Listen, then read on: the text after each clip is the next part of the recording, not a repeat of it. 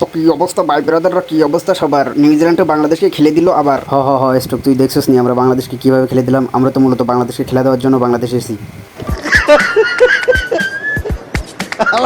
কয় কি? আরে আরে টমলাটাম, তুই একবারে ঠিক বলেছিস। আমরা তো বাংলাদেশকে কোনো প্লেয়ারই বা কোনো দলই মনে করি না। আসো খেলবো, খেলা হবে, খেলা হবে। আরে আরে হালার প্রতি হয়তো জানিস না, আমি আমার ছেলেদেরকে বলেছি আমি যেহেতু বাংলাদেশ ক্রিকেট বোর্ডের সভাপতি হয়ে গেছি, আজকের এই ম্যাচটা তোরা ইচ্ছা করে হার, এই জন্য ওরা আজকে ম্যাচটা ইচ্ছা করে হারছে। ডিপ্রেশন। তামিম ভাই আপনি ঠিক বলেছেন, ঠিক বলেছেন। এই তুমি ঠিক সুদাও কেন না? শালার পুত বোর্ড না জানা আবার ঠিক সুদাও।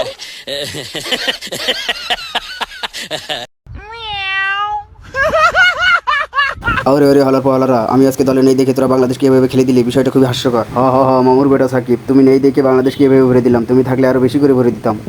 আজকে যে বাংলাদেশ হারছে এটাকে হার বলে না, এটা বিসিবি বস তামিম ইকবালের পক্ষ থেকে একটি উপসর্গ বা উৎসর্গ ম্যাচ বলা যায়। এই বুঝছি, তোমার মরণের চুলকানি উঠছে।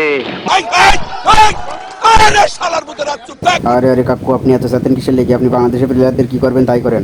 শিল মাইরা দিমু, শিল মাইরা দিমু, আমি শিল মাইরা দিমু। আরে আরে ডিপজল কাকু, আপনি এত উত্তেজিত হেন না। আপনি দেখছেন তো আমরা বাংলাদেশকে কিভাবে পকাত পকাত করে ভরে দিয়েছি। এই বুঝছি, তোমার মরণের চুলকানি উঠছে। আরে আরে কাকু, মারণি চুলকানি আমার না, মারণি চুলকানি বাংলাদেশ ক্রিকেট দলের উঠছে। আরে আরে টমলাতম ভাই, তুমি এত উত্তেজিত হয়ে না। আমি যেহেতু বাংলাদেশ ক্রিকেট বোর্ডের নতুন সভাপতি হয়েছি, আজকে তোমাদের সম্মানে এই ম্যাচটা আমি আমার ছেলেদেরকে বলেছি ইচ্ছা করে হেরে যেতে।